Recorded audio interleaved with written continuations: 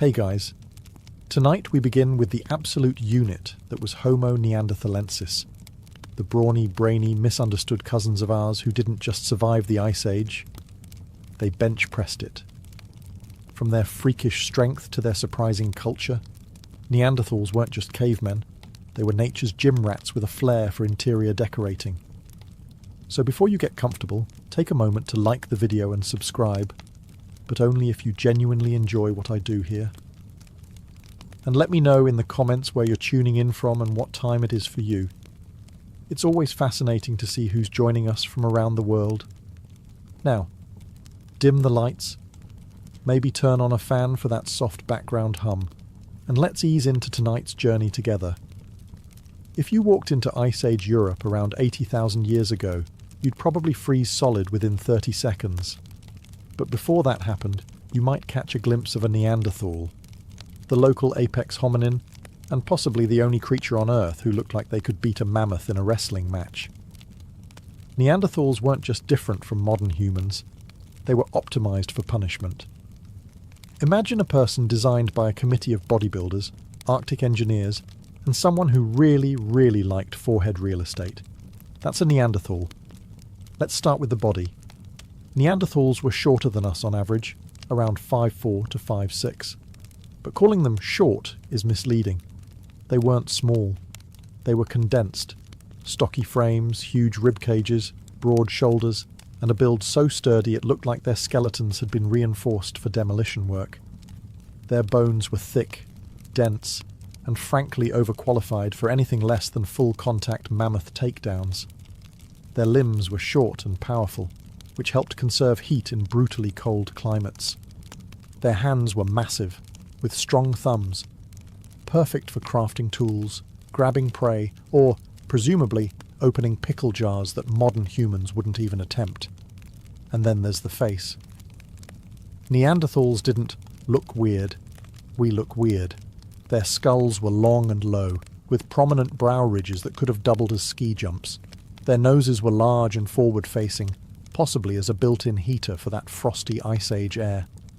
Their jaws were powerful, their chins basically non-existent, and their expressions likely somewhere between mildly confused and always ready for a fight. But make no mistake, these weren't brutish thugs. This wasn't a failed prototype of humanity. This was a parallel success story. They were tailored, top to bottom, for their environment, and in that environment, they thrived. Neanderthals were the elite endurance athletes of their day. If that day involved ice storms, cave bears, and hunting dinner with a sharpened stick.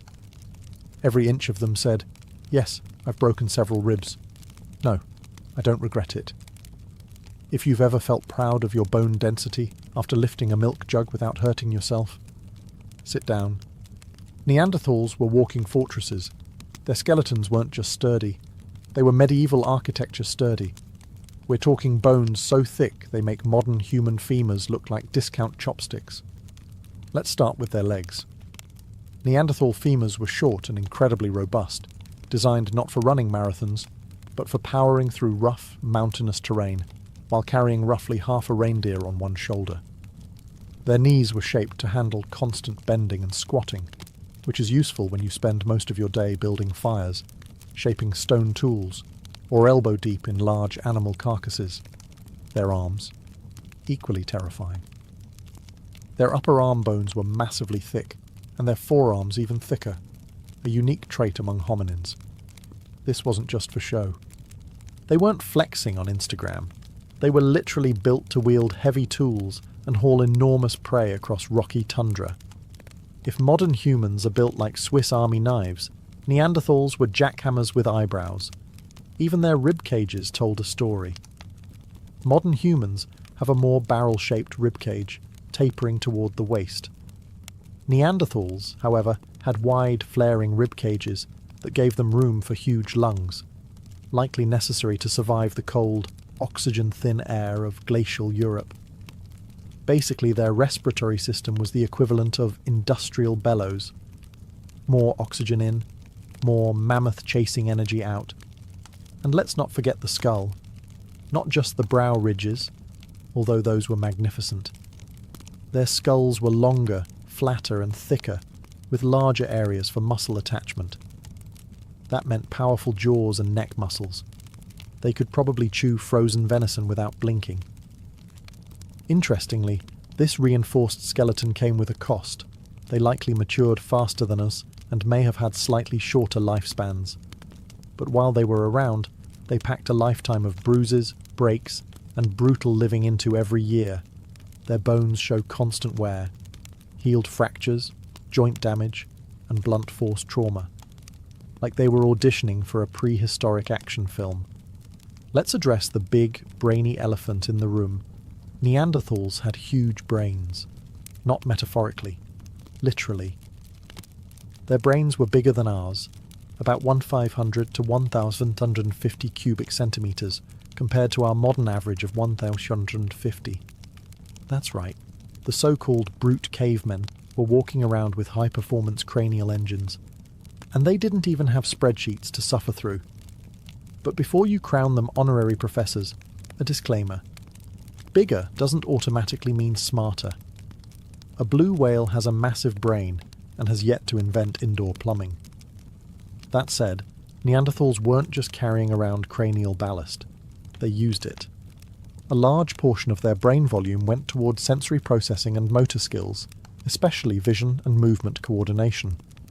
That makes sense when your daily schedule includes stalking elk in a snowstorm and not accidentally walking off a cliff. They needed to navigate dangerous terrain, track animals over long distances, and work with tools, all without the aid of Google Maps or opposable thumbs that scrolled Instagram. Their visual cortex was particularly large, likely giving them incredible eyesight. Picture sharp-eyed, frost-covered Neanderthals squinting dramatically into the blizzard like Ice Age anime characters, but with more fur and fewer monologues. And while their prefrontal cortex, the "let's think before we do this" part, might have been proportionally smaller than ours, evidence shows they weren't just acting on impulse. Their lives required planning, cooperation, and a surprising amount of creativity, including the kind that involves painting cave walls and possibly applying ochre like early makeup. So yes, your ancient Neanderthal aunt may have invented contouring long before TikTok did. Neanderthals also adapted impressively across Europe and parts of Asia, from dry steppe to icy tundra, which required some serious cognitive flexibility. They learned to use local resources, build shelter, make tools, and occasionally invent a new way to hurt themselves with flint. Still not impressed? Try this. We once thought all their tools and art were stolen ideas from early modern humans. Then we found Neanderthal art and ornaments older than anything Homo sapiens had done in the region. Turns out we were just late to the cave party. If nature had a survive the worst conditions imaginable design contest, Neanderthals would have walked away with the prize. And probably the trophy too, just to use it as a hammer. These hominins weren't just adapted to the Ice Age. They were engineered for it. Picture the kind of weather that makes your nose hairs freeze, and now imagine living in that without heated floors, hoodies, or any concept of hot cocoa. That's Neanderthal territory. Their bodies were short and stocky, not by accident, but by design. This compact shape helped them conserve body heat, which is exactly what you want when your environment looks like the freezer aisle of a cursed grocery store. Long, lanky limbs lose heat faster. Neanderthals had limbs so thick and short, penguins would have nodded in approval. Their noses were massive, and no, not for sniffing out gossip.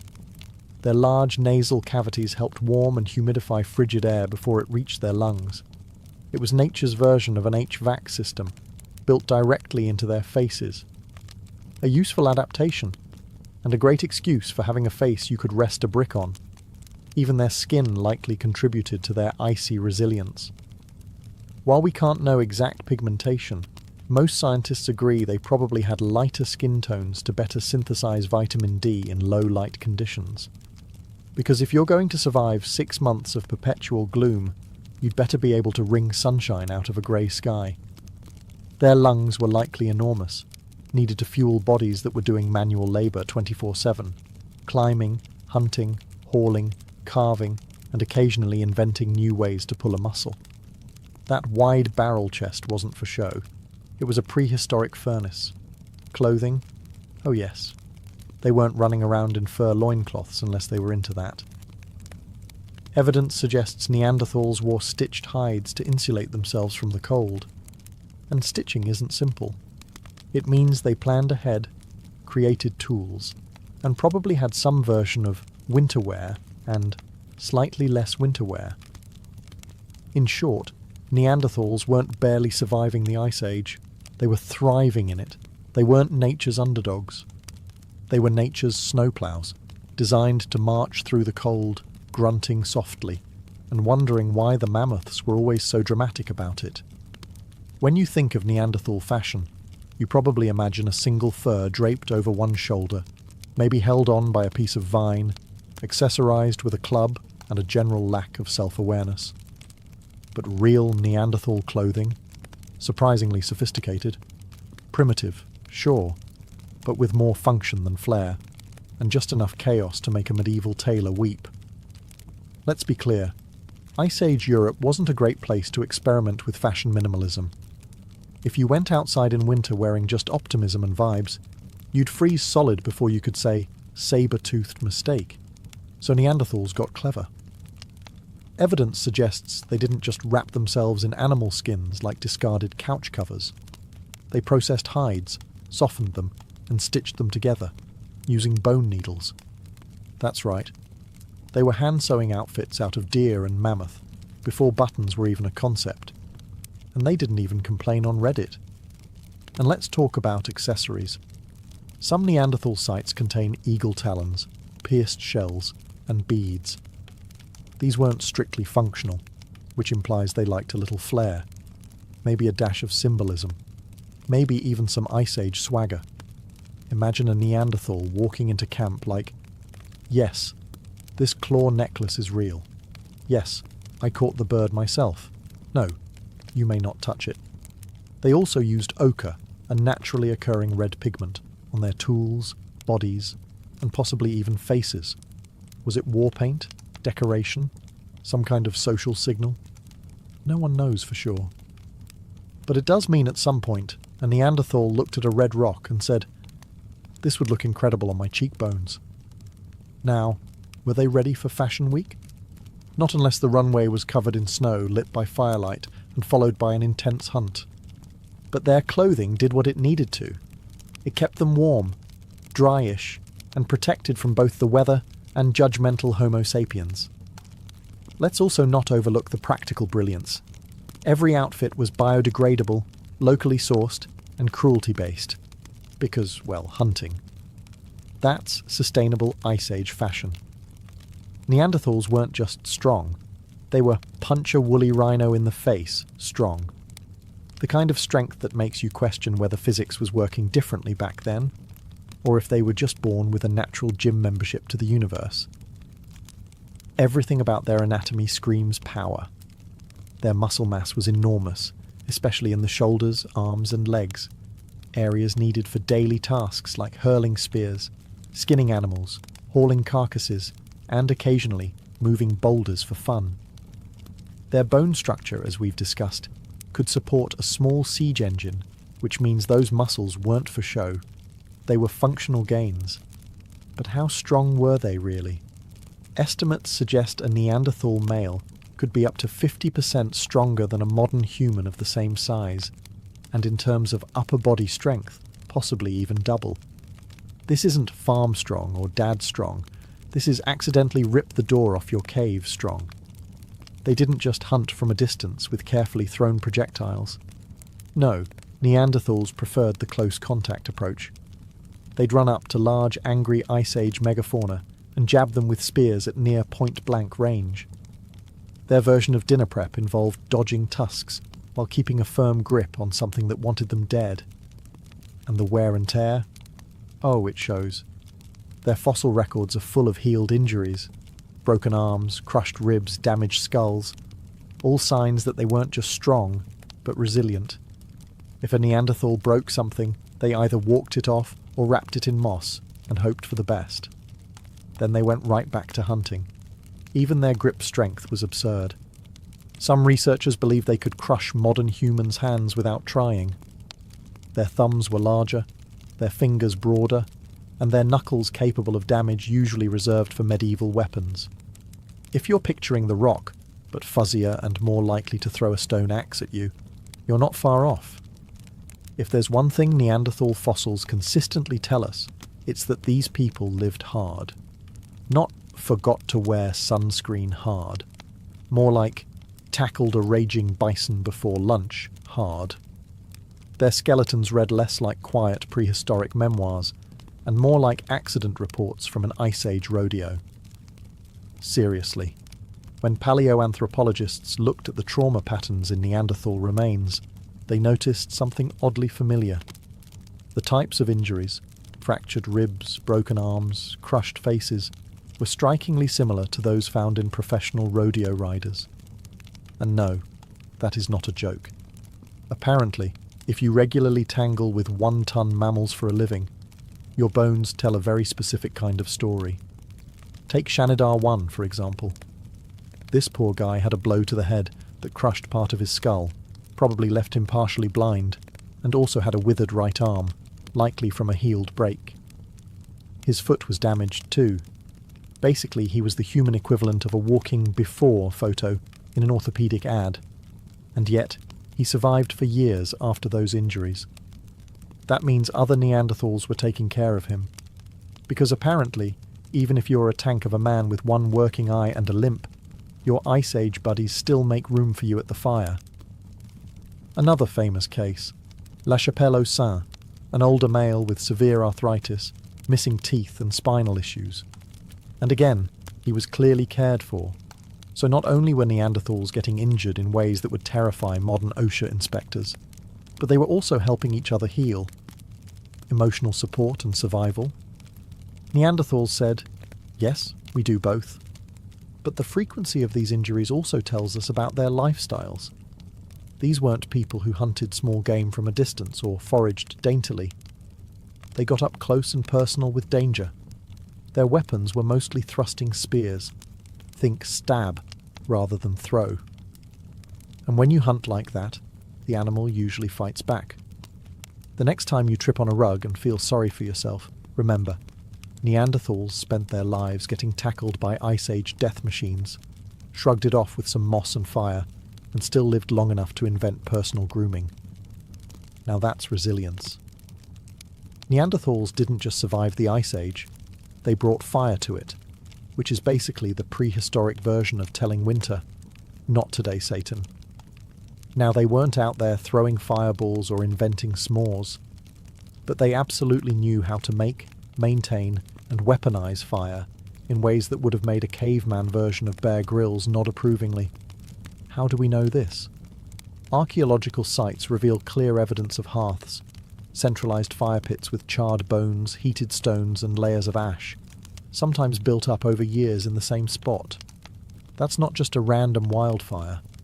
That's a Neanderthal choosing a nice location, building a fire, and then cooking dinner next to it while probably glaring at the wind.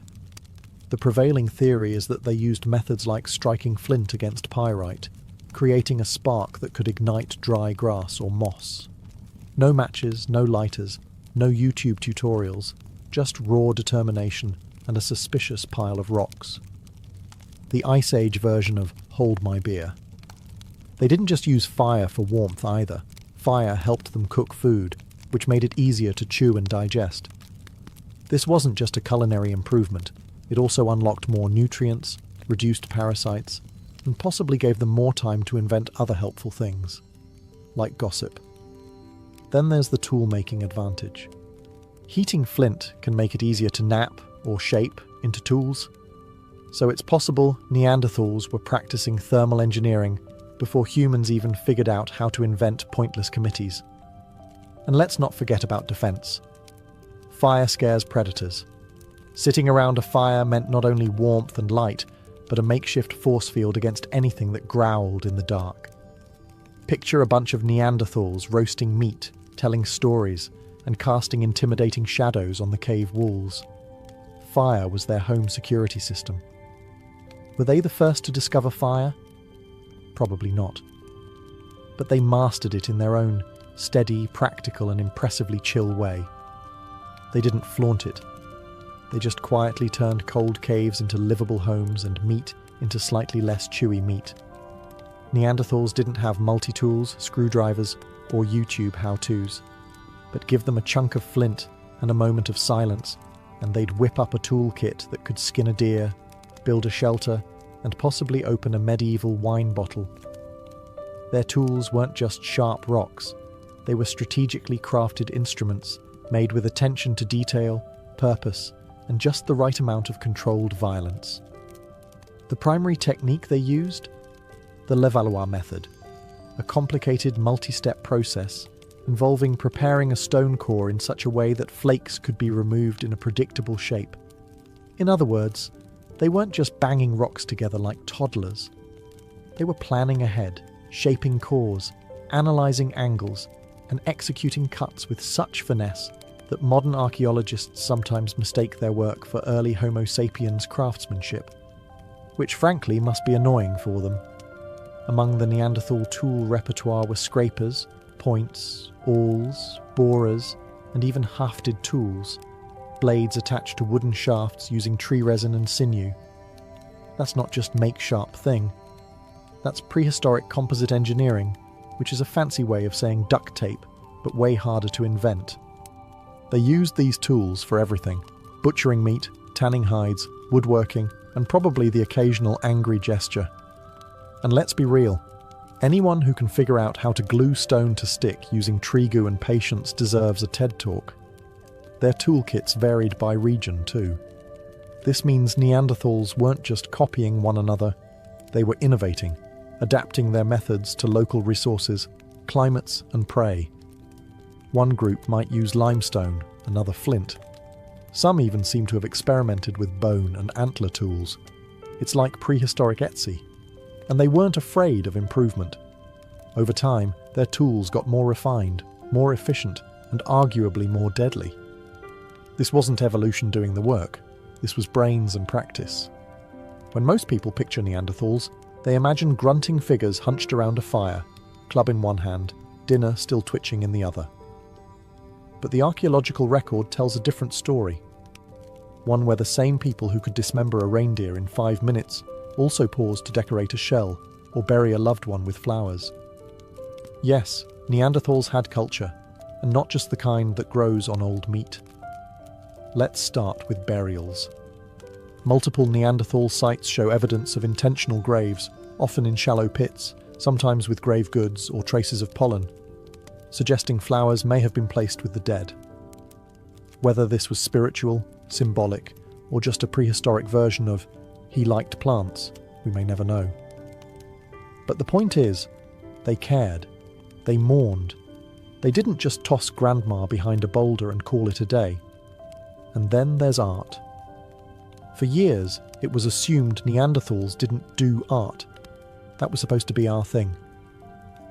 Then we found cave paintings in Spain, made with red ochre over 64,000 years ago.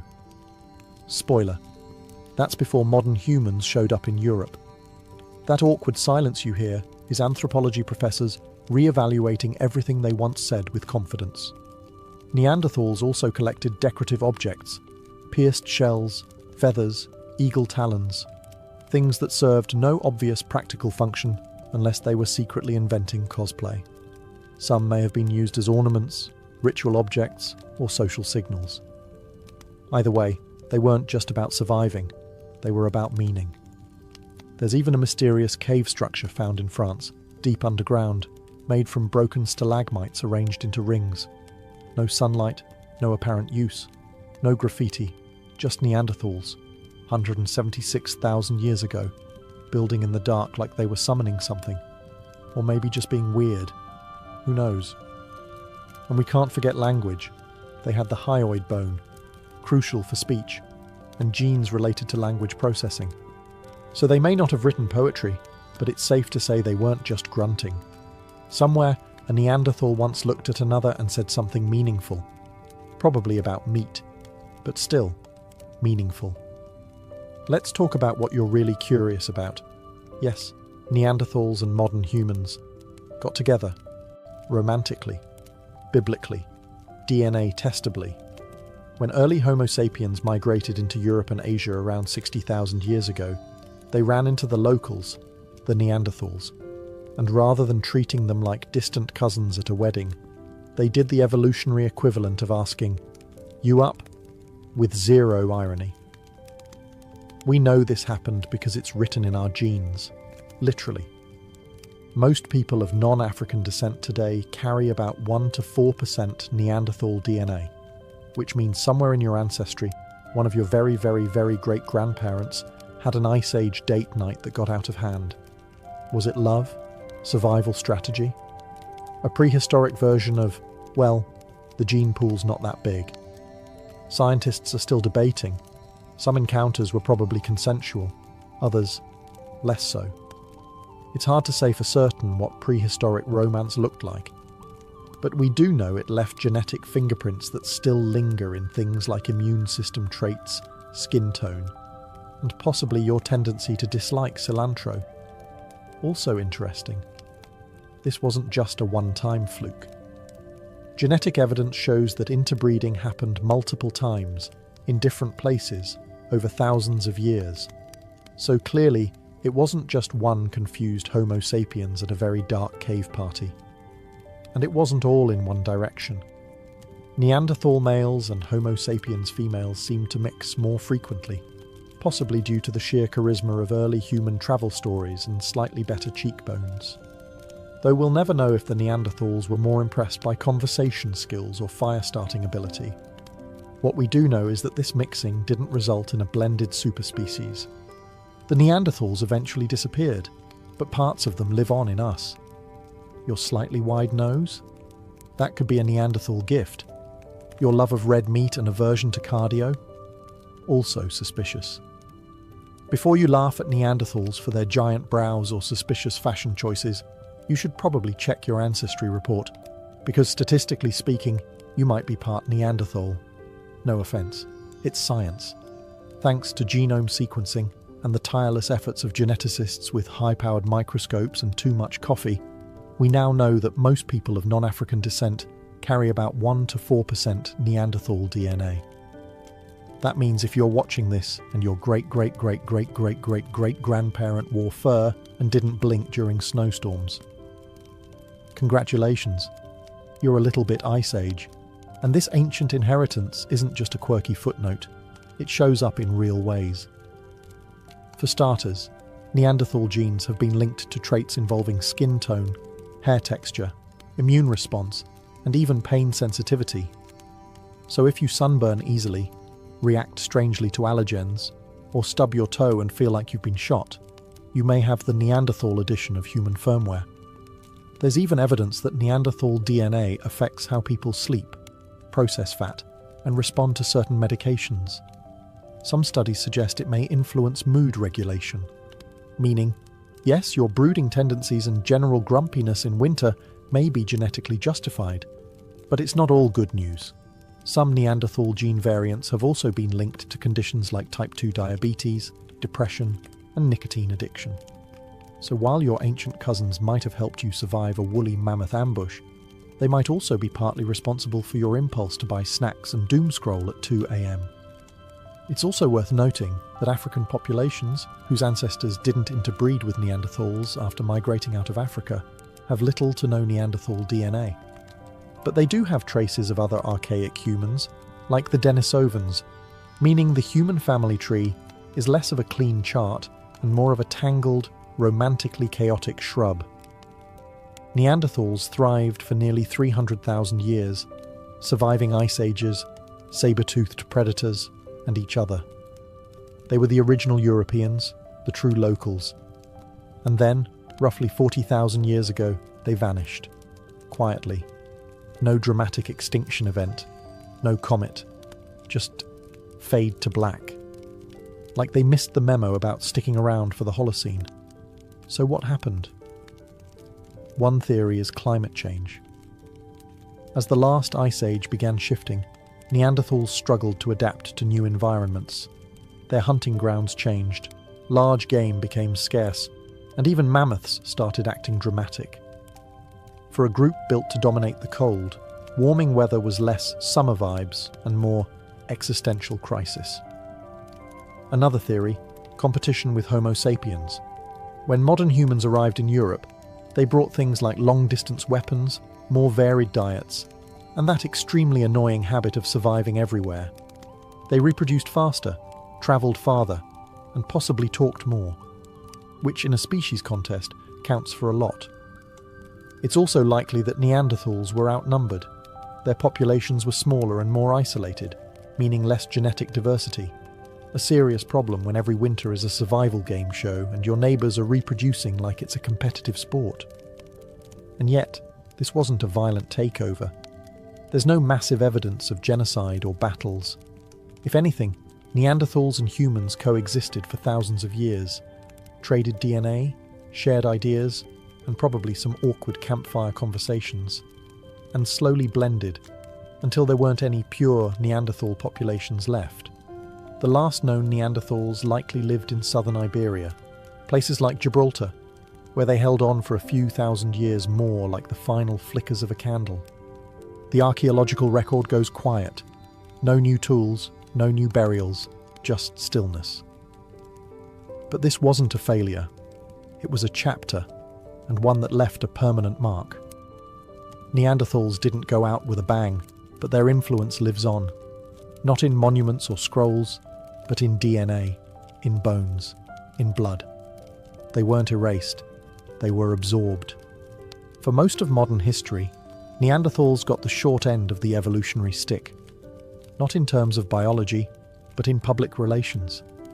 They were the original victims of bad press. When the first Neanderthal fossils were discovered in the mid-1800s, scientists weren't sure what to make of them. The skull looked humanish, but the brow ridges were huge and the limbs were weirdly thick, like someone had taken a normal person and run them through a bulk filter. Victorian scientists, being Victorian scientists, quickly labelled them brutish, primitive, and likely terrible at dinner conversation. Thus began the myth of the stooped, grunting caveman, part monster, part embarrassing uncle. And the name Neanderthal itself didn't help.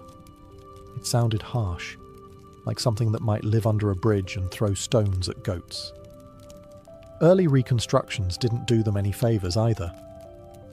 One famous depiction showed a Neanderthal standing like a gorilla with a 1,000-yard stare and no neck, which, spoiler, was based on an elderly individual with arthritis. That would be like judging all humans based on someone's great-grandpa during a back spasm. The image stuck. Cartoons, movies, and textbooks reinforced the stereotype, a dumb brute with a club and questionable posture. Meanwhile, the truth, that Neanderthals buried their dead, created art, made tools, and possibly wore jewellery, was quietly ignored in favour of grunts and loincloths. Why did we do this? Probably because it made us feel superior. Humans love a good story about how we were the chosen ones, the smart ones, the only ones. Reducing Neanderthals to failed prototypes let us keep that narrative intact. It also helped explain away any uncomfortable genetic overlap. Sure, we're related, but we're better, right? Only recently has the myth begun to unravel. As more archaeological discoveries emerge, we're forced to admit that Neanderthals were more like us than not. They weren't mistakes. They were a parallel success. Different strategies, same struggle. In the war-torn twilight of Japan's Heian period, the battlefield was no place for a woman, and yet, that's precisely where Tomo Gozen belonged. Imagine a sea of armoured men clashing steel in the dust and chaos of war, and among them, one lone figure stands out. Not because she was out of place, but because she was more skilled, more fearless, and more precise than most of the warriors around her. Tomo Gozen wasn't just some camp follower or noble lady playing at war. She was a trained warrior, Onamusha, from the province of Echigo. From a young age, she was taught to ride, to shoot a bow from horseback, and to wield a katana with such ferocity that she left men twice her size bleeding in the dirt. Her loyalty lay with Minamoto no Yoshinaka, a prominent general of the Minamoto clan. But make no mistake, Tomoe wasn't merely his bodyguard or ornament. She was his commander, his equal, his enforcer. Contemporary accounts describe her as a remarkably beautiful woman, with white skin, long hair, and charming features. But the compliments didn't stop at her looks. They spoke of her strength, her uncanny skill in archery, and her unmatched swordsmanship. And this wasn't poetry or court gossip. It was battlefield fact. She could break through ranks, decapitate a foe mid-gallop, and keep riding without so much as a misstep. Tomoe Gozen was a storm in human form, and the timing of her rise was no coincidence. Japan was being torn apart in the Genpei War, a civil conflict between the Minamoto and Taira clans for control of the imperial throne. Feudal codes were being rewritten. The samurai class was rising. And in this vacuum of order and chaos, Tomoe Gozen carved out a space no woman had ever dared claim before, on the front lines. She didn't just fight. She commanded troops. She won duels. She carried heads back to camp, like any warrior proving their kill. And most of all, she defied the carefully drawn lines of what womanhood was supposed to look like in 12th century Japan. Tomoe Gozen wasn't an exception. She was a revelation, a warning, and a legend in the making. Before Tomoe Gozen ever tasted battle, she had to master survival in a world built to exclude her. Feudal Japan was steeped in hierarchy, honor, and hard lines, especially for women. Daughters of samurai were expected to be polite, loyal, and quiet. But Tomoe's early life was anything but conventional. We don't know her exact birth date, but she was likely born into a minor samurai family during the late Heian period. Some accounts suggest she may have been raised in the household of Minamoto no Yoshinaka himself. Whether she was his concubine, foster sister, or trusted retainer remains debated. But what's not debated is her skill. That didn't appear by accident. That was earned. While young boys were handed swords and drilled in the Bushido code, Tomoe would have had to prove, again and again, that she could do everything they could, and better. Her training would have been brutal. Swordsmanship wasn't just about strength, it was about timing, control, and reading your opponent. She would have trained in kenjutsu for blade work, and kyudo for archery, all while learning to fight in heavy armor and manage a warhorse in full gallop.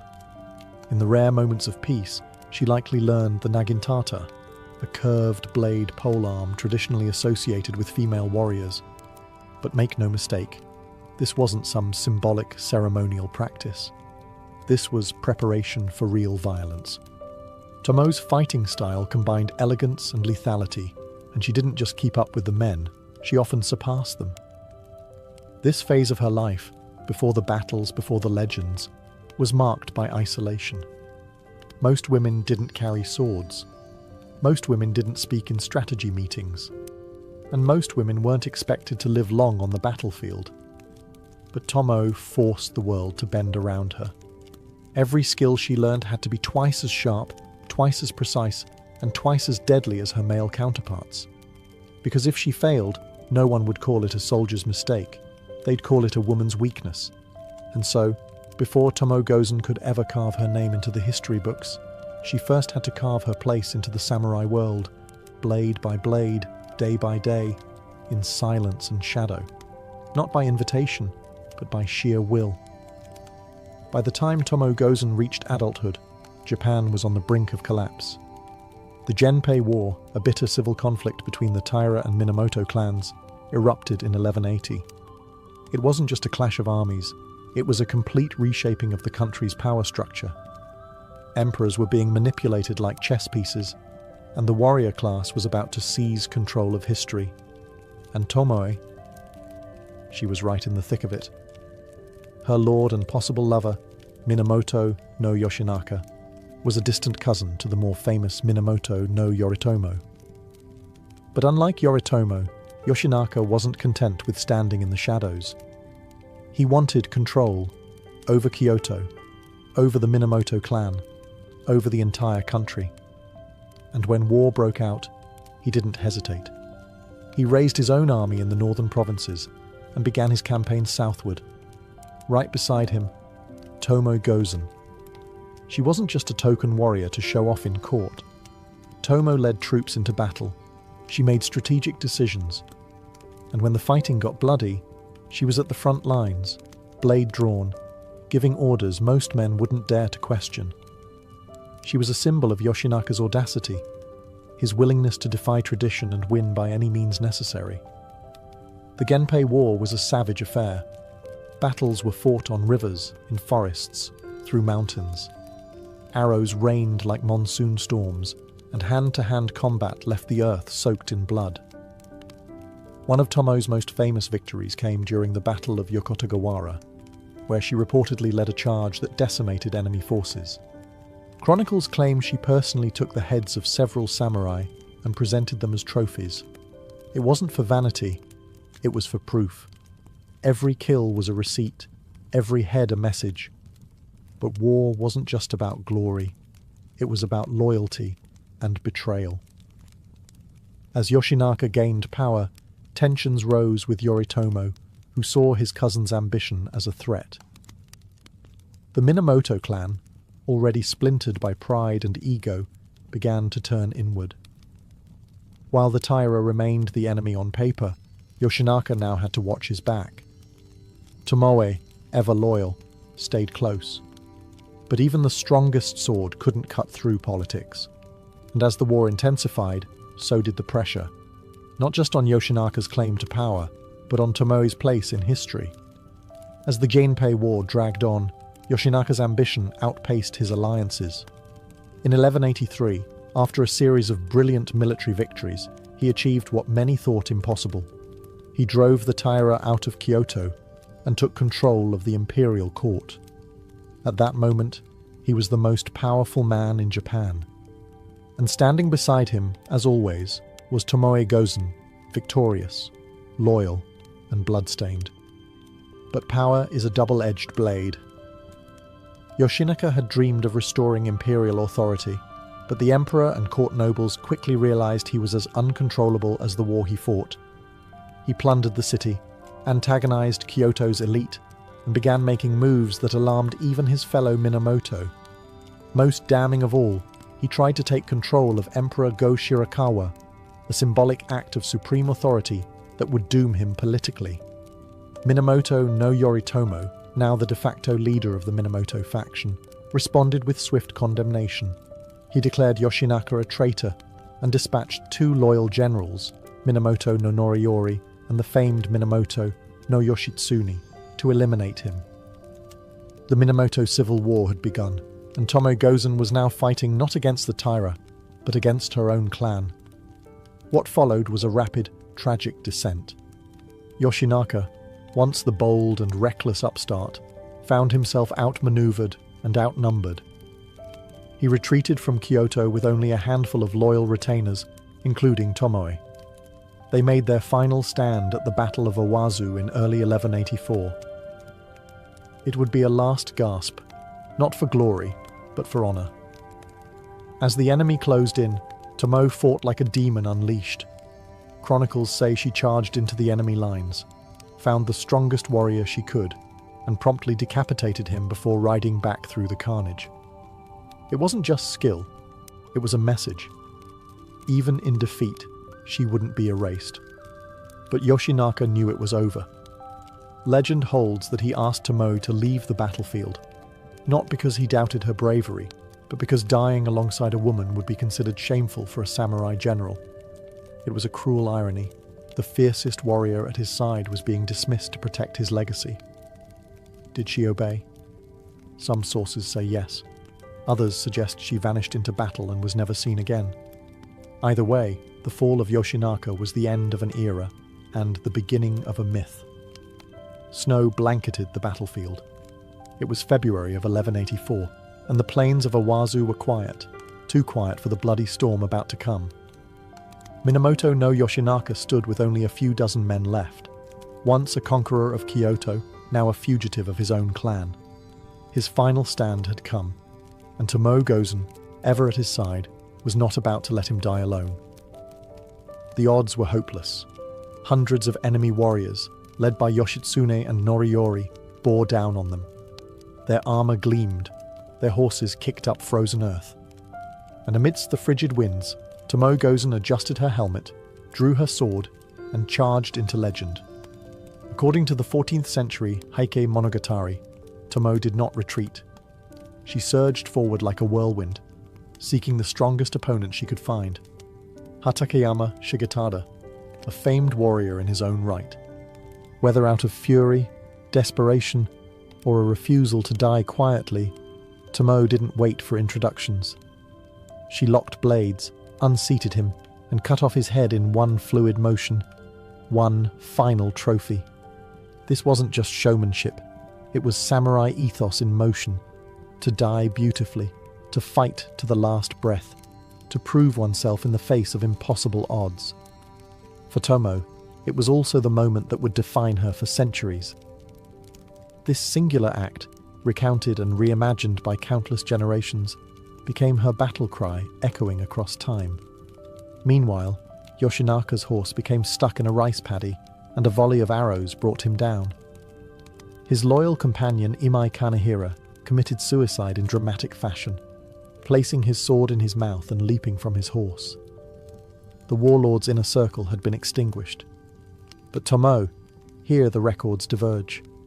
One version claims Yoshinaka ordered her to flee before his death, fearing the shame of dying alongside a woman.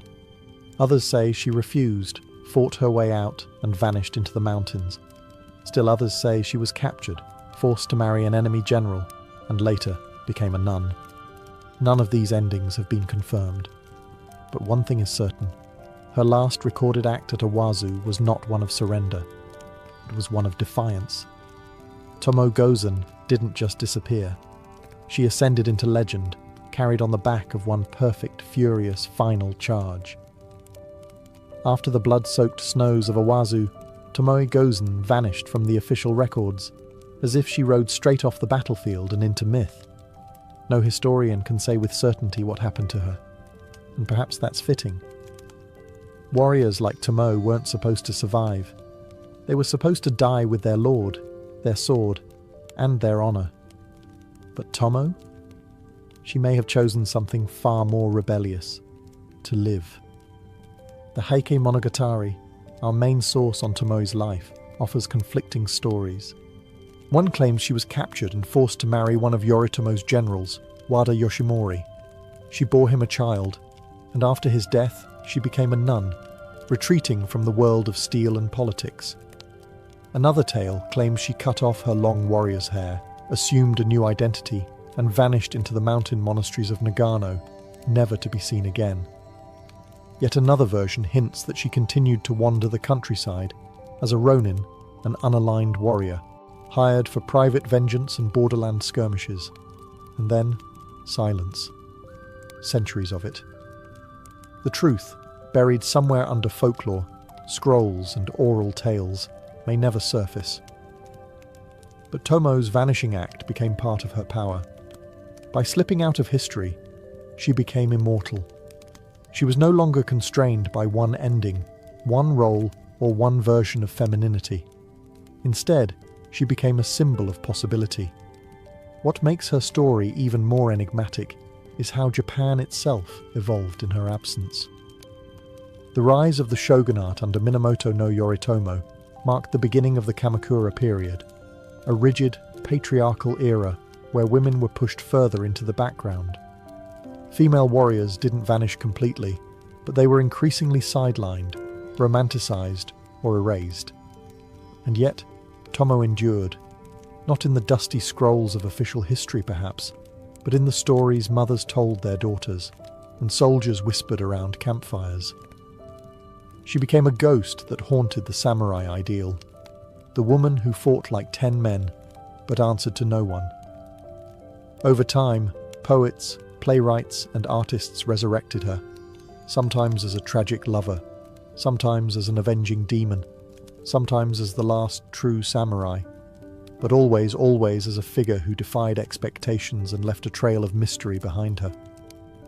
Tomoe Gozen didn't just vanish, she transformed, and the silence she left behind roars louder than any death scene. As centuries passed, The woman once feared on the battlefield became something else entirely, a legend moulded by poets, monks, and playwrights. In an era where women were expected to be invisible, Tomoe Gozen became unforgettable. The Heike Monogatari, a sweeping semi-historical war epic compiled in the 13th century, was the first to etch her into cultural memory. But this text was never just a history book. It was performance. It was theatre. Blind monks known as Biwa Hoshi travelled from town to town, chanting the stories of the Genpei War to the sound of the biwa lute. Through their voices, Tomoe Gozen was reborn, not just as a fighter, but as a tragic heroine. Later adaptations embellished her even further. In No and Kabuki theatre, Tomoe became a recurring figure.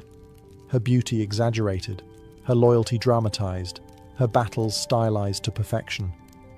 She was often paired with doomed love stories, tearful farewells, and moral lessons about honor and duty. The audiences didn't just watch her fight. They wept for her, admired her, and feared her in equal measure. But this romanticization came at a cost.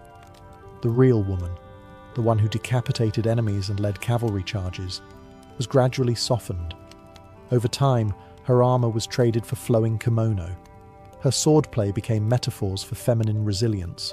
She became palatable, noble, tamed, and yet her image refused to die. Artists throughout the Edo period painted her riding into battle, face calm, blade poised. Samurai guides included her in lists of martial paragons. Sword schools invoked her name. Even as her story was mythologized, it still carried the sharp edge of the battlefield. In modern Japan, Tomoe Gozen is often mentioned in the same breath as other legendary warriors, Musashi, Benkei, Yoshitsune. But unlike them, she carries the unique weight of gender defiance. She wasn't just an exception to the rule, she was a challenge to it. In every era since, women have looked to Tomoe as proof that their place is wherever they choose to stand, even if that's the heart of the battlefield. The further she drifted from fact, the closer she became to symbol. A woman who shouldn't have existed, yet did. A warrior who couldn't be contained, yet endured. And a story that refused to end. Tomoe Gozen's blade may have been sheathed over 800 years ago, but her presence lingers, etched not only in legend, but in the cultural psyche of Japan and beyond. As generations passed, she became more than just a figure from the Genpei War. She became a symbol of resistance, individuality, and the disruptive power of a woman who refuses to follow the script. During the Edo period, when samurai culture was formalized and ritualized into a strict code of conduct, Tomoe's image was used both as inspiration and caution. Some saw her as an embodiment of ideal loyalty, a warrior who served her lord to the bitter end. Others, especially in patriarchal scholarly circles, saw her as a dangerous anomaly, proof that when women step beyond their prescribed role, chaos follows. But even those who feared her couldn't erase her. By the Meiji Restoration in the late 19th century, when Japan sought to modernize and define its national identity, Tomoe re-emerged in textbooks and public discourse, this time as a patriotic heroine. She appeared in children's books, school plays, and nationalistic art, often alongside male samurai legends. While the portrayal was sanitized, the fact remained: a female warrior had made it into the canon.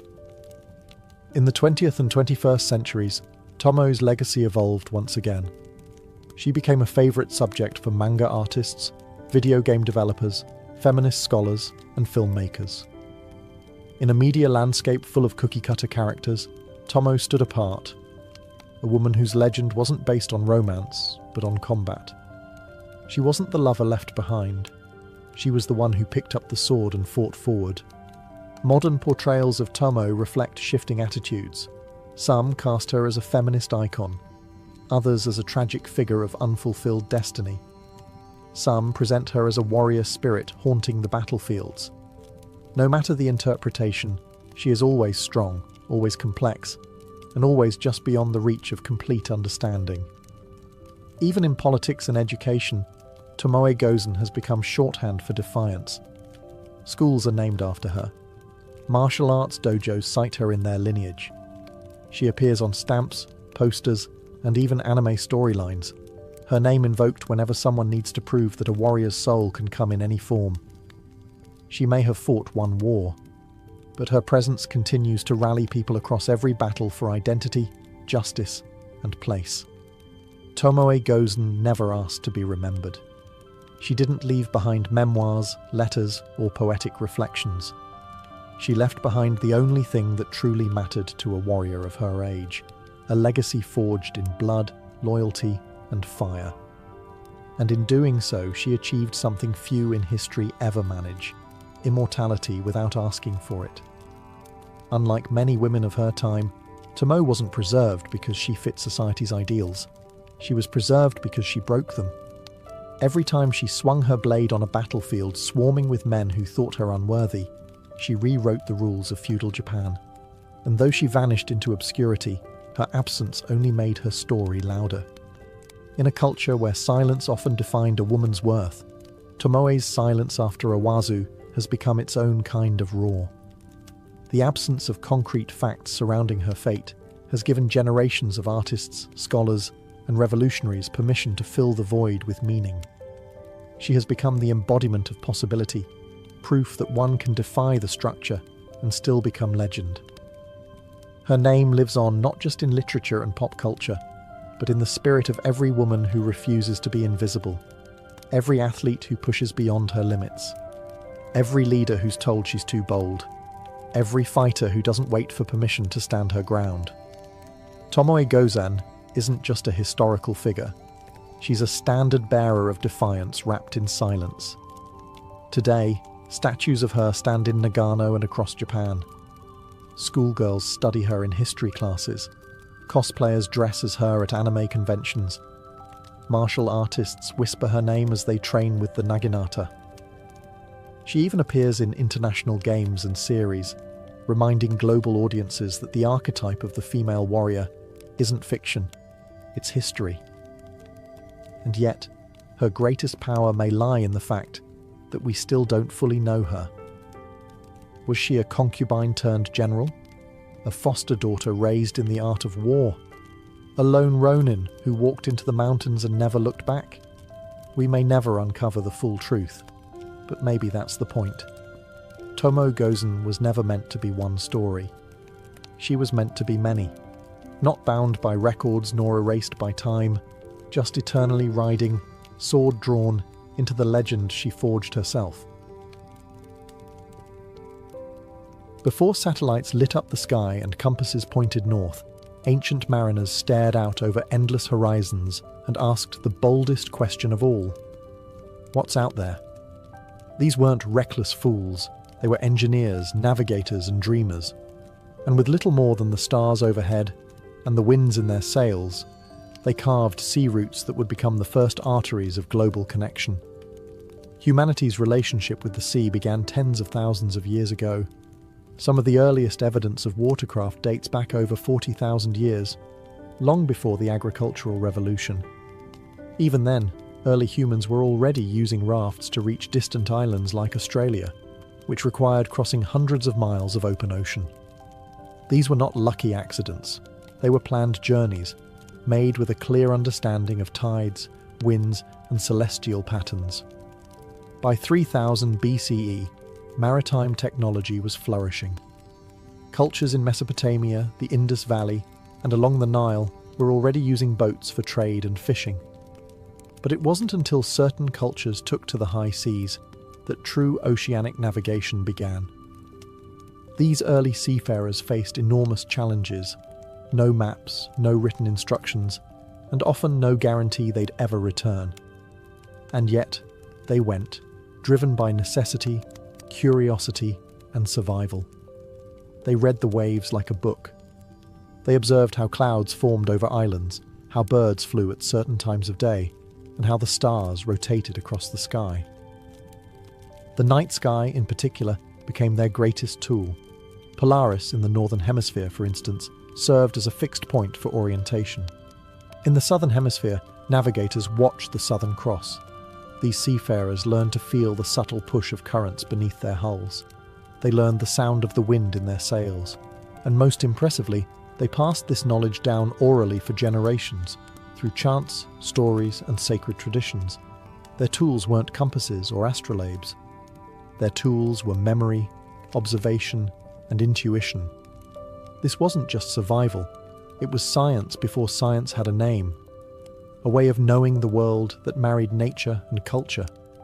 And as they set out across unknown waters, these ancient mariners weren't just navigating oceans, they were laying the foundations for global trade, migration, and the first connections between civilizations that had never even heard each other's names. Long before the rise of Athens or the glory of Rome, the island of Crete was home to one of the most sophisticated seafaring civilizations the ancient world had ever seen, the Minoans. Flourishing from around 2000 to 1450 BCE, the Minoans weren't just islanders, they were maritime architects who turned the sea into a superhighway of culture, commerce, and control. At the heart of Minoan power was the city of Knossos, a sprawling palace complex adorned with vibrant frescoes of dolphins, ships, and sea life. These weren't decorative flourishes, they were declarations. The Minoans lived and breathed the sea. Their economy thrived on maritime trade, and their influence stretched across the Aegean, reaching Egypt, the Levant, and beyond. Unlike later Greek navies built for war, Minoan ships were designed for speed and stability, ideal for trade and diplomatic missions.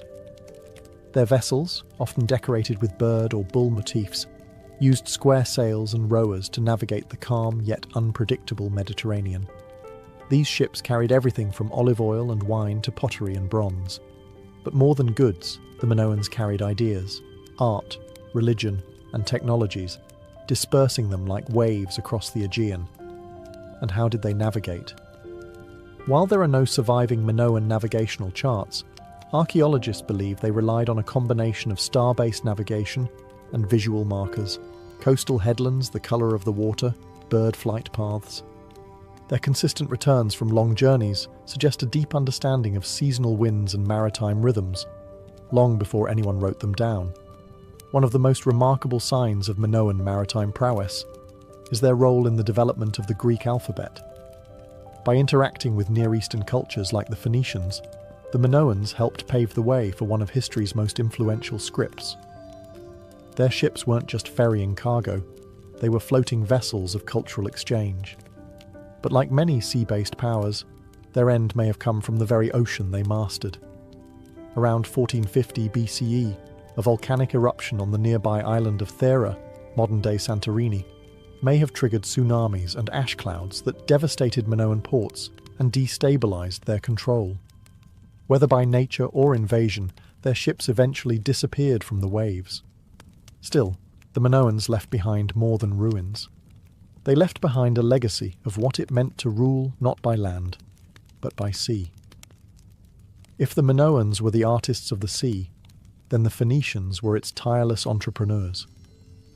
From around 1500 BCE to 300 BCE, the Phoenicians, a loose confederation of city-states like Tyre, Sidon, and Byblos, dominated the eastern Mediterranean, not with armies, but with fleets. Their legacy isn't one of empires and conquests. It's one of navigation, trade, and the spread of culture across the known world. The Phoenicians didn't have a unified kingdom or grand capital. What they had were ships, and lots of them. These were sleek, fast, and highly maneuverable vessels capable of long-distance trade. Using both square sails and banks of oars, their ships could hug coastlines or dart across open water. And with them, they brought glass, cedar wood, purple dye, and most importantly, ideas. They were the middlemen of the ancient world, linking Egypt with Anatolia, Greece with Mesopotamia, and North Africa with the Western Mediterranean. They established outposts and colonies across the coastlines, most famously Carthage in North Africa, which would later rise to rival Rome. Each colony acted like a node in a vast maritime network, with the mother cities back east reaping the benefits of trans-Mediterranean commerce. But how did they manage to sail such distances with no compass or sextant? Like their Minoan predecessors, the Phoenicians used the stars, particularly Polaris, the North Star, as their guide. They also understood prevailing wind patterns, coastal features, and current behavior. Many scholars credit them with developing one of the first systems of celestial navigation in the Western world. Yet their greatest contribution wasn't something they carried. It was something they invented: the alphabet. The Phoenician writing system, developed around 1050 BCE, was a revolutionary leap. An alphabet of just 22 characters, representing sounds rather than entire words or syllables. This script would go on to inspire the Greek, Latin, Hebrew, and Arabic alphabets. Through this linguistic breakthrough and their seafaring tenacity, the Phoenicians didn't just trade, they connected. They turned the sea from a barrier into a bridge, linking cultures, languages, and economies. And they did so not by colonizing hearts and minds, but by sailing from one to the next. The Mediterranean wasn't just their highway, it was their identity. While the Mediterranean world was abuzz with Phoenician traders and Greek triremes, an entirely different maritime saga was unfolding on the opposite side of the planet. One of outriggers, double-hulled canoes, and stars charted across the largest ocean on Earth. These were the Austronesian seafarers, and they didn't just sail the seas. They colonized half the planet's surface without metal tools, maps, or written language. Originating from what is now Taiwan around 3000 BCE, the Austronesians expanded steadily southward and eastward, hopping from island to island with astonishing speed. By 1500 BCE, they had reached the Philippines, Indonesia, and the edges of New Guinea. By 1000 BCE, they were in Micronesia and Melanesia. And by the first centuries CE, they had reached as far as Madagascar to the west and Easter Island to the east, an arc of human migration that spans over 10,000 miles. Their vessels were marvels of engineering. Austronesians developed outrigger canoes for stability, and later, double-hulled voyaging canoes capable of carrying families, livestock, and cargo across thousands of miles of open ocean. They harnessed wind through crab-claw sails and used paddles for precision near islands. But what truly set them apart was their unparalleled skill in navigation. They used the sun, moon, planets, and more than 200 stars as guides. But that's just the beginning. Austronesian navigators, especially the famed Polynesian wayfinders, read the ocean like a living map. They could detect subtle changes in wave patterns caused by distant islands reflecting swells. They followed seabird flight paths, studied cloud formations, and even tasted seawater for salinity shifts near land. This wasn't instinct, it was highly refined science, passed down orally through chants and memory devices. Their migration wasn't random exploration, it was intentional and repeatable. Lapita pottery, a distinctive cultural artifact, marks their path across the Pacific, showing how interconnected their world truly was. They weren't just island hoppers. They were civilization builders, spreading agriculture, languages, and technology wherever they landed. And in many ways, they still are. Modern genetic studies, linguistics, and archaeology continue to uncover just how advanced and expansive Austronesian navigation was. These mariners didn't just cross oceans. They connected some of the most remote corners of the Earth long before European explorers ever left port. In the Pacific, the sea was never a void. It was a roadmap. When we think of ancient Egypt, towering pyramids and desert tombs usually come to mind. Not ships. But the Egyptians were no strangers to water. The Nile was their lifeline, their highway, and their first school of navigation. Yet what's often overlooked is how the Egyptians extended their maritime reach far beyond the riverbanks, venturing into the Red Sea and possibly even further afield. Egypt's mastery of the Nile began early. As far back as 3000 BCE, they built large wooden boats with planks lashed together by rope and sealed with resin. These vessels, propelled by both sails and oars, were essential for transporting goods, soldiers, and grain across the vast stretches of the river. But the Nile was only the beginning. By the time of Pharaoh Hatshepsut in the 15th century BCE, Egypt was launching sea expeditions from ports along the Red Sea. Her famous voyage to the mysterious land of Punt, possibly located in modern-day Somalia, Eritrea, or southern Arabia, was a landmark in ancient maritime history. Reliefs from her mortuary temple at Deir el-Bahari show detailed depictions of large cargo ships loaded with exotic animals, incense trees, and gold, all returning from a successful voyage across the sea. These weren't accidental drifts. They were carefully organised missions, planned with knowledge of monsoon wind patterns, currents, and seasonal timing.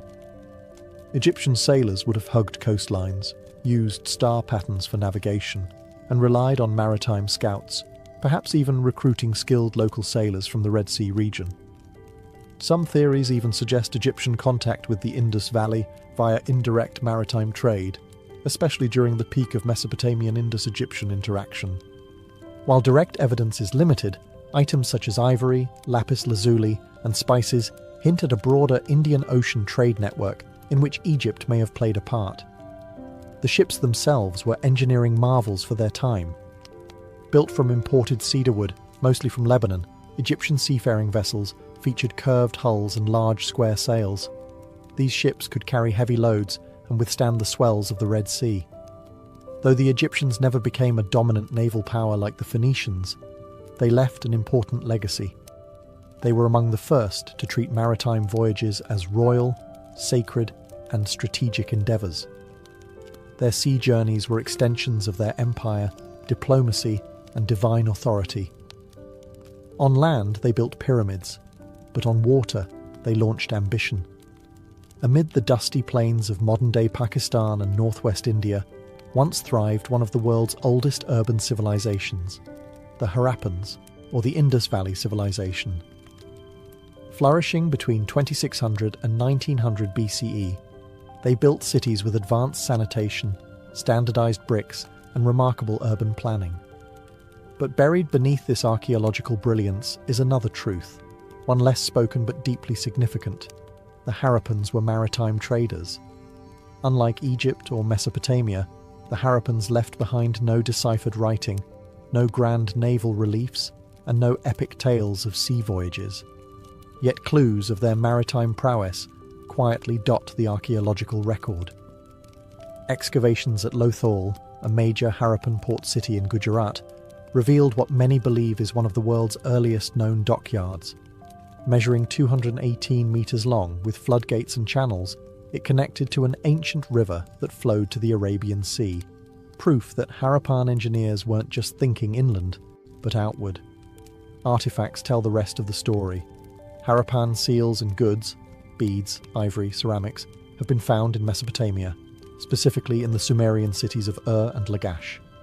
Akkadian texts refer to a distant land called Meluha, likely the Indus region, from which boats arrived bearing exotic goods.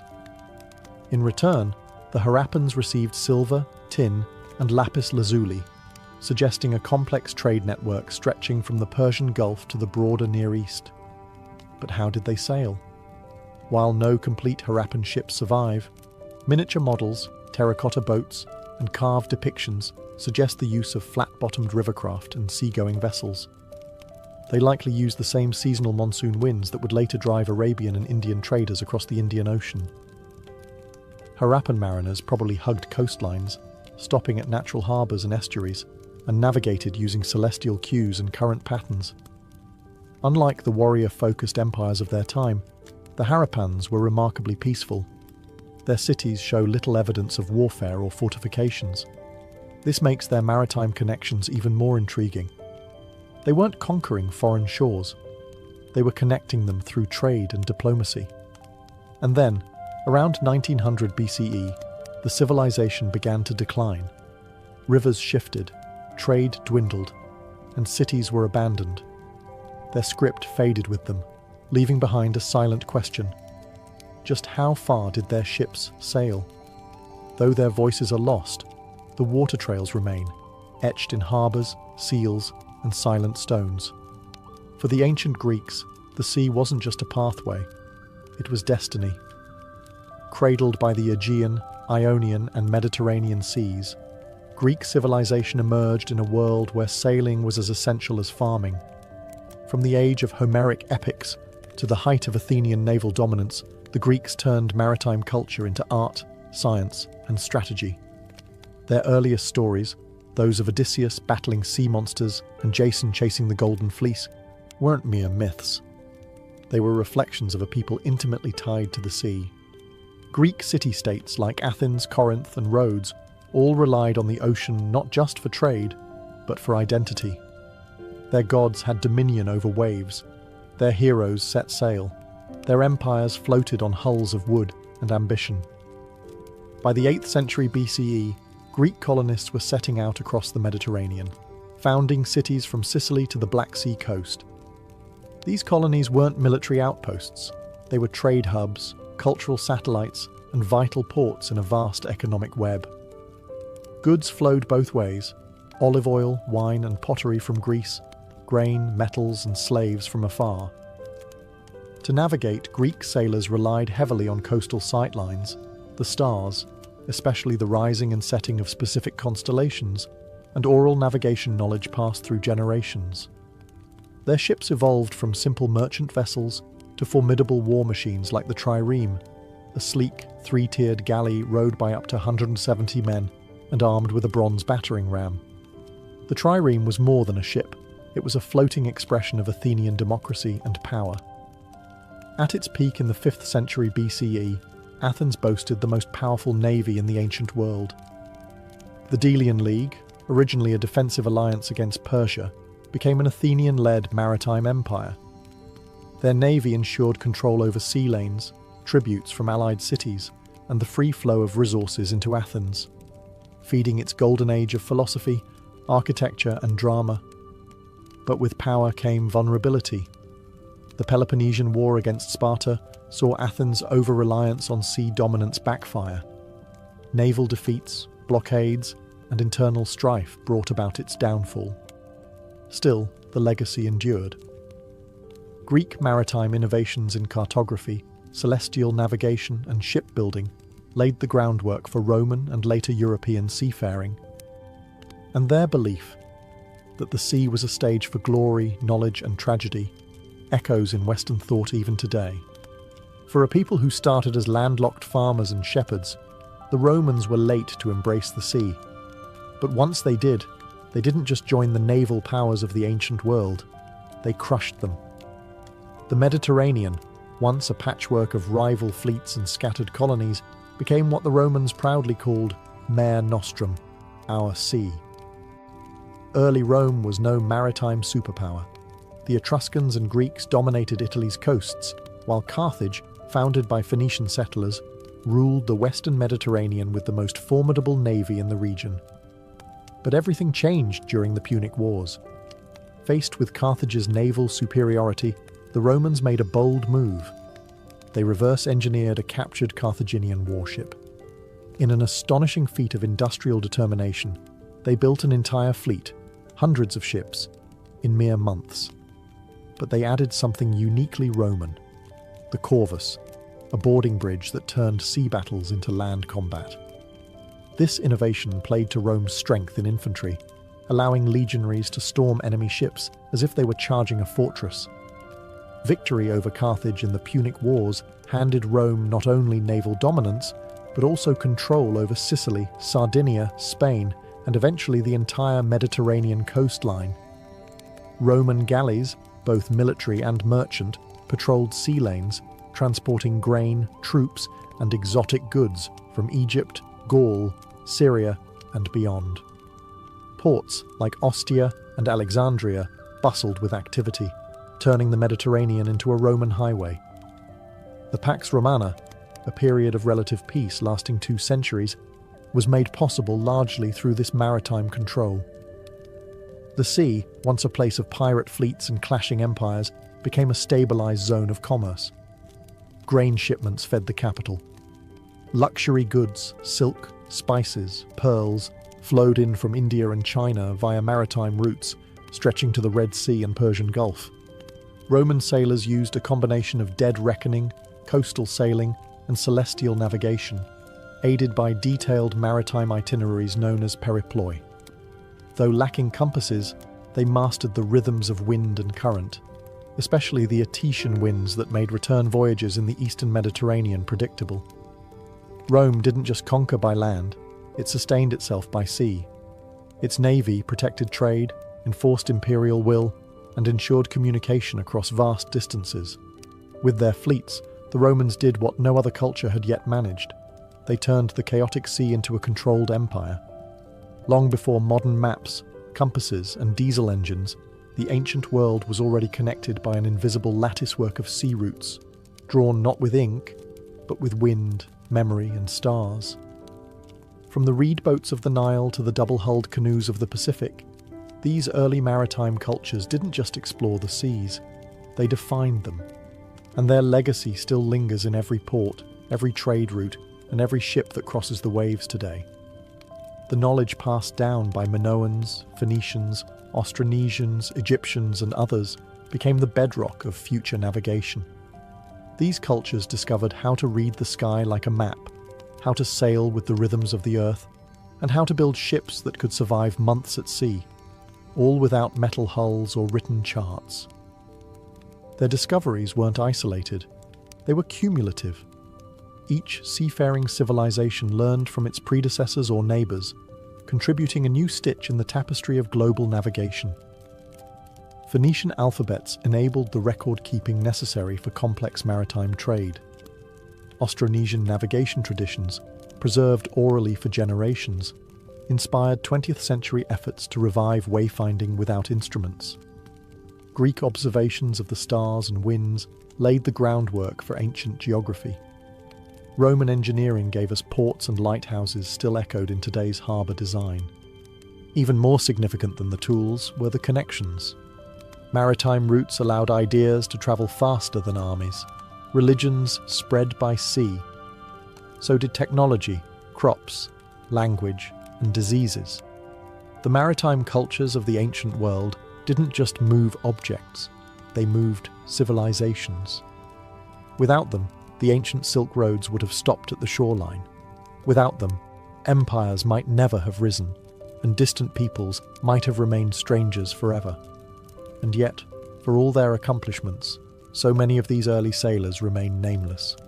Their stories were rarely written down. Their ships decayed and vanished. What survives are fragments, pottery shards in a sunken cargo hold, a port structure buried beneath modern concrete, a star map etched on bone or bark. But their impact, that still moves with the tide. Every container ship crossing the Suez Canal, every satellite-guided cargo run across the Pacific, every naval patrol in the Mediterranean, owes something to those first brave souls who dared to chase the horizon. They may have been ancient, but they were never primitive. They were the original navigators of the human story. In the ancient world, royal birth was a blessing wrapped in a curse. The instant a child was born into a palace, they became more than a person. They became a symbol, a political weapon, and the future of an empire. Their education didn't begin in a classroom. It began in the nursery, surrounded by whispers of lineage, legacy, and looming threats.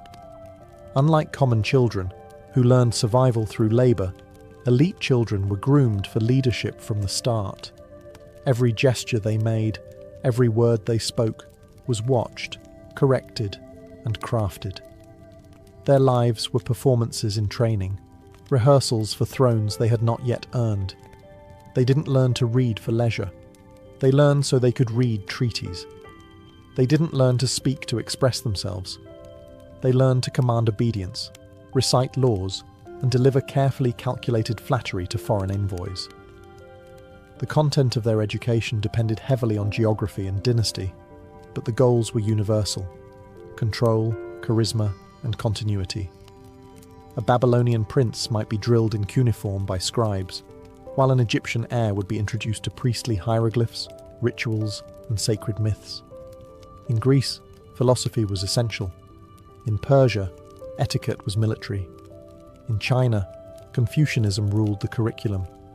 Even their toys were political. Miniature weapons, board games simulating strategy, and symbolic animals reflected the roles they were expected to master. Tutors weren't just teachers, they were handlers. Carefully chosen by the court, they were loyal, elite, and often expendable. If the royal child failed, it was the tutor who paid the price. The stakes were always high. A poorly educated heir was a national liability. A soft or ill-prepared child could become a pawn in the hands of enemies or ambitious relatives. Education, then, wasn't about personal development. It was about regime survival. But for all its strictness, royal education could also be dazzling. These children were exposed to astronomy, medicine, foreign languages, ethics, and art long before the rest of the world. Some of them became polymaths, statesmen, generals, and scholars, raised not just to rule, but to outshine every mind in the room. To be born royal in the ancient world wasn't just to be born lucky, it was to be born into a lifelong test, and education was the first battlefield. Behind every powerful ruler in the ancient world was often a far more obscure figure, the tutor. These weren't just glorified babysitters. They were philosophers, priests, generals, and political operatives. Their task? To shape a child not just into an adult, but into a ruler, a diplomat, and sometimes a god. Few tutor-student pairings have echoed louder through history than that of Aristotle and Alexander the Great. Chosen by Philip of Macedon, Aristotle was tasked with turning the headstrong prince into something more than just a warrior. He taught him ethics, rhetoric, zoology, geography, and philosophy, and infused him with an insatiable hunger for knowledge. When Alexander later conquered the known world, he carried copies of Homer and philosophical texts with him like sacred weapons. Aristotle hadn't just taught him facts. He had crafted the inner world of a future conqueror. But Aristotle was no exception. In the Roman Empire, Seneca, the Stoic philosopher and statesman, was assigned to tutor the young Nero. He tried to shape the boy with virtue, logic, and restraint. Unfortunately, history tells us that Nero grew into one of Rome's most infamous tyrants. The failure wasn't entirely Seneca's, but it showed how even the best teachers couldn't always overcome a student's darker instincts or courtly influence. In Persia, royal tutors were often military men, chosen for their loyalty and their ability to instill discipline. Princes of the Achaemenid dynasty were taught hunting, horseback riding, and combat from the age of 7, alongside moral training in truthfulness and justice, all under the watchful eyes of elite mentors. Their education was practical, Spartan, and deeply political. In ancient China, Confucian scholars held enormous sway over the upbringing of princes. They instilled ideals of filial piety, hierarchy, and ritual. But woe to the tutor who taught the wrong thing. A slip of the tongue could lead to banishment or death if a lesson contradicted the emperor's doctrine. Being a royal tutor meant living in the shadows, shaping history through someone else's mouth and hand. They had to be wise but invisible, commanding yet deferential. They walked a dangerous line. Get too close, and they were envied. Fail, and they were discarded. Succeed, and their names lived on only if their students made history. While the sons and daughters of farmers learned from life, elite children of the ancient world learned from systems built behind palace walls, private academies, temple libraries, and in some cases, secret priestly schools that protected knowledge like it was gold. Education for royals wasn't just about preparing for power, it was about controlling the flow of knowledge, the one thing more dangerous than armies. In ancient Egypt, priesthoods were the gatekeepers of education. Royal children, especially future pharaohs, were sometimes educated in temple schools, where instruction included reading hieroglyphs, memorizing religious texts, understanding ritual practice, and learning astronomy and medicine. These were not skills shared with the general public. Literacy was rare, sacred, and only those destined to govern or interpret the divine were granted access. Much of this training was conducted in what we might call secret schools. Within temples like those at Karnak or Heliopolis, knowledge was transmitted from priest to pupil in complete confidentiality. The curriculum wasn't just religious, it was political. Knowing how to recite spells, interpret omens or plan rituals gave rulers control over life and death in the eyes of their people. Persia had its own elite educational structure. The sons of Persian nobility, especially those close to the king, were educated in what Herodotus called the king's school. Hidden from public view, these boys learned truth-telling, riding, archery, and leadership. They also absorbed Zoroastrian ethics and statecraft. This schooling wasn't just for princes. It was for future satraps, generals, and administrators. Men expected to control provinces and armies with unwavering loyalty. In India, royal children might attend gurukulas, secluded forest schools run by learned Brahmins. While commoners rarely had access, princes were often placed under the guidance of a single guru who taught them everything from Vedic hymns to martial skills. The education was holistic, spiritual, intellectual, and physical, and again, deeply hierarchical.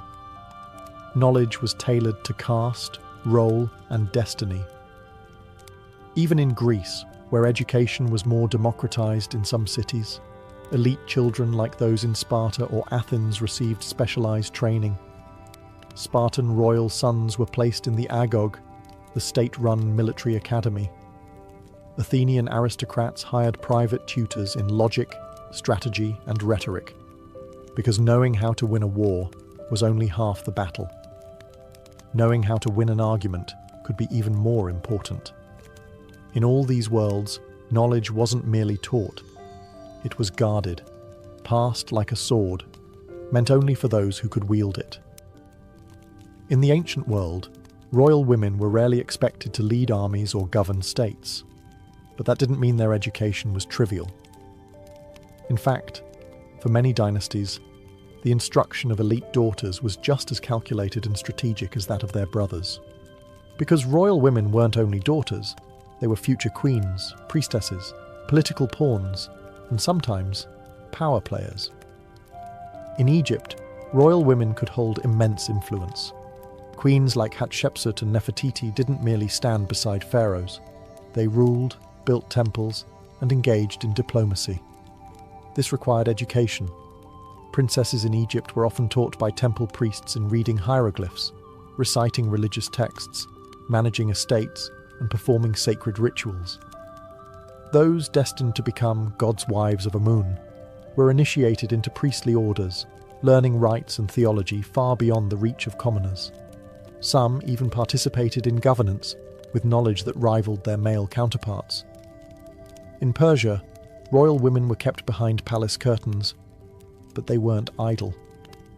The Achaemenid queens were entrusted with managing vast estates, overseeing treasuries, and maintaining courtly alliances.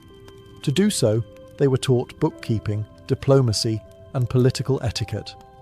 Greek historians like Xenophon note how Persian queens engaged in behind-the-scenes governance, indicating a quiet but formidable education. In ancient Greece, the story is mixed. In Athens, education for women, even elite ones, was minimal and domestic. Music, weaving, household management, and some reading. But in Sparta, royal women were raised for strength. They trained in physical fitness, rhetoric, and Spartan values. A Spartan princess could speak her mind and command estates while her husband waged war. And when Spartan men died young in battle, it was often the women who upheld the legacy. In India and China, noble women's education reflected religious and dynastic priorities. In the Gupta Empire, royal daughters were sometimes schooled in Sanskrit, music, poetry, and philosophy, skills designed to enhance their allure and status. In imperial China, empresses and consorts were taught Confucian ethics, calligraphy, and palace protocol.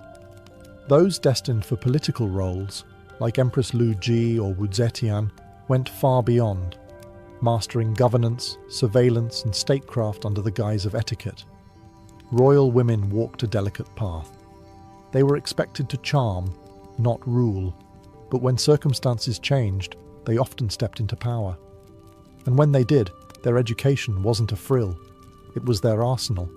If swords won battles, speech won empires. In the ancient world, a royal's ability to speak wasn't a soft skill. It was a weapon. Language, rhetoric, and public persuasion were essential tools of rule, diplomacy, and survival. And so, elite children weren't merely taught to speak. They were trained to captivate, manipulate, and command through words. Nowhere was this clearer than in ancient Greece, where rhetoric was seen as the hallmark of a civilized leader. Athenian aristocrats learned from masters like Isocrates and later the Sophists, who taught persuasive speech as both an art and a science. Young elites practiced delivering speeches, debating in public forums, and mastering logos, pathos, and ethos, the pillars of classical persuasion. For those raised to govern, a sharp tongue could be more useful than a sharp blade. This ideal spread across cultures. In Rome, elite boys were taught oratory from a young age. They memorized Cicero's speeches, learned courtroom strategy, and practiced delivering arguments while maintaining poise and decorum. For imperial heirs, this wasn't just about courtly performance, it was about survival. A poorly timed phrase could invite scandal. A brilliant speech could sway the Senate. Even in monarchies where absolute power reigned, words still mattered. In Egypt, the pharaoh was seen as a divine speaker. His proclamations carried ritual and legal weight. Royal children learned formal language and ceremonial formulas, reciting them during religious processions and state rituals. In Mesopotamia, scribal schools taught elite children not only how to write, but how to write persuasively, crafting royal decrees, diplomatic letters, and mythic hymns. In Persia and India, language played a different but equally vital role.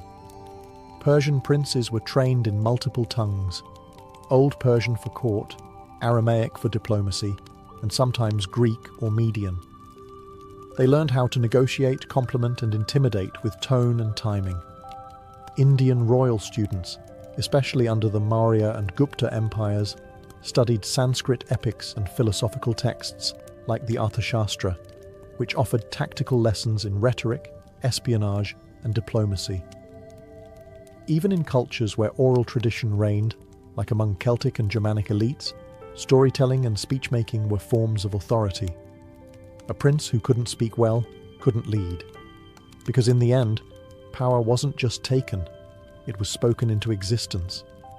For ancient royals, the sky was not just a canvas of stars, it was a calendar, a compass, a clock, and sometimes a divine script. And beneath that sky, the numbers mattered. Mathematics and astronomy weren't optional subjects for royal heirs. They were foundational disciplines that shaped how a ruler understood time, taxes, architecture, war, and even fate itself. In Mesopotamia, long before Pythagoras was a household name, Babylonian elites were studying base 60 math systems, predicting eclipses, and calculating planetary movements with astonishing precision. Royal scribes and priest astronomers were often tutors to princes, teaching them to read cuneiform tablets filled with data on stars, weather, and omens. These calculations weren't abstract. They had real consequences for when to wage war, plant crops, or perform royal rituals. Egyptian royal education also wove mathematics into nearly every sphere of power. Pharaohs needed to understand land measurement for taxation after Nile floods. They also had to oversee monumental building projects, temples, tombs, and pyramids, requiring geometric knowledge and logistical skill. Astronomy guided Egypt's religious calendar, and royal children were taught to track the heliacal rising of Sirius, which heralded the annual inundation and marked the start of the year. In ancient India, members of the royal class were exposed to the deep mathematical traditions found in texts like the Sulba Sutras, and later, Aryabhata's work on algebra and planetary motion. Astronomy was both scientific and spiritual, essential for aligning rituals and interpreting omens. A wise king consulted the stars, but an educated one could interpret them himself. The Greeks refined these teachings, making them more systematic and philosophical. A Macedonian prince like Alexander would study arithmetic and astronomy, alongside ethics and logic. Greek royal education influenced by thinkers like Plato and Aristotle, treated mathematics as a gateway to understanding the order of the cosmos, and by extension, one's place as a ruler within it. Even the Chinese imperial courts relied heavily on astronomy. Emperors were seen as cosmic intermediaries, and the ability to predict celestial events validated their divine right to rule. Court astronomers were powerful figures, and princes were educated in lunar cycles, eclipse prediction, and calendar reform. In every culture, the educated ruler didn't just rule over people, they ruled over time, space, and destiny. And math and the stars were their silent advisors. Books could crown a ruler, but swords kept them on the throne. For ancient royalty, education didn't end in the classroom. It extended to the battlefield, where courage, physical mastery, and strategic skill were as vital as philosophy or statecraft. Elite children, especially male heirs, were raised with one unspoken truth: if you cannot defend your kingdom, someone else will take it. In Sparta, this belief was law. Royal sons entered the Agog, the state's brutal military academy, by age 7. There, they were stripped of comfort and trained in pain tolerance, endurance, hand-to-hand combat, and battlefield tactics. Even princes were not spared. They fought, bled, and survived alongside other Spartan boys, forging a bond through hardship that would serve them on the front lines. In Persia, royal boys were educated in the 3 R's of nobility: riding, archery, and truth-telling. Horsemanship was essential, not only for war, but also for royal hunting expeditions, which doubled as strategic drills. Archery was more than a skill. It was a symbol of discipline, focus, and martial prowess. A Persian prince who couldn't handle a bow was unfit to rule. India's warrior classes, such as the Kshatriyas, were trained from a young age in Dhanurveda, the martial science. Royal children learned to wield swords, spears, maces, and bows. They also studied the philosophies of war through epics like the Mahabharata, which taught not just how to fight, but why to fight, and what honor required in the face of death. Egyptian and Mesopotamian princes were also expected to be commanders. They practiced chariot driving, spear throwing, and wrestling under the guidance of military officers. Pharaohs were often depicted smiting enemies, but that theatrical image was grounded in real training. War wasn't theoretical. Rulers led from the front. In Rome, the young patrician elite were taught both virtues, manly courage, and disciplina. They trained with wooden swords, learned formations, and read military histories. Julius Caesar wasn't just a scholar, he was a hardened general, trained to balance pen and sword from youth. Even Chinese princes, often more insulated by bureaucracy, practiced martial arts, archery, and horseback riding as part of their princely curriculum. The ruler was expected to embody both the civil and the military ideal, the Wen and the Wu. In every empire, education in warfare wasn't optional. It was survival. For a royal child, a misplaced word could start a war. A glance held too long could spark a scandal. In ancient courts, knowing how to sit, speak, and smile was as much a weapon as wielding a sword. Etiquette wasn't fluff, it was strategy. Behind every bow and banquet was a game of survival, and royal education drilled this into the heirs of empires. From China to Persia, court etiquette was codified to a level of near paralysis. In Han China, princes were expected to memorize and observe the Li, ritual codes dictating everything from how to greet a superior to how to mourn properly. A single breach of protocol could be interpreted as rebellion. Young royals were taught to move with precision, to speak with restraint, and to read the power dynamics in every room. In Persia, royal children were schooled in the art of courtly appearance. This included not just dress and manners, but also how to handle envoys, deflect insults, and respond with poise under pressure. They were trained in indirect communication, mastering the political doublespeak necessary to survive in a palace filled with spies and sycophants. In India, Natishastra, the science of politics and ethics, was a key part of elite education. Texts like the Arthashastra outlined how a king must navigate betrayal, use informants, and maintain a balance between diplomacy and force. Royal heirs were expected to understand these concepts early, because one wrong alliance or naive gesture could cost them their throne or their life. The Greeks and Romans, too, took court behaviour seriously.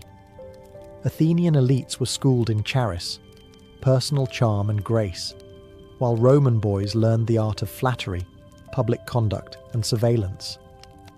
Julius Caesar wasn't just trained to fight, he was taught how to win over senators, undermine rivals, and read a man's ambition by his tone. In Egypt, etiquette blurred with divinity. The pharaoh wasn't just royalty, he was a god. Royal children were taught to behave with serene dignity at all times, their bodies seen as symbols of cosmic order. Even their posture mattered. Their stillness wasn't passivity, it was power in silence. And always, beneath the manners and rituals, lay espionage. Tutors often taught princes how to test loyalty, gather secrets, and spot deception. Because in every palace, someone was always watching, and survival depended on watching back.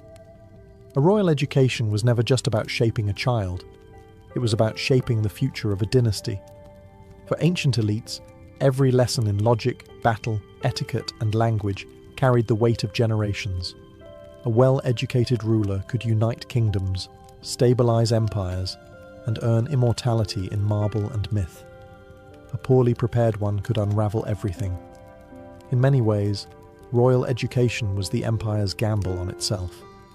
Every coin minted, every scroll copied, every tutor hired was an investment in a single person's ability to hold the realm together.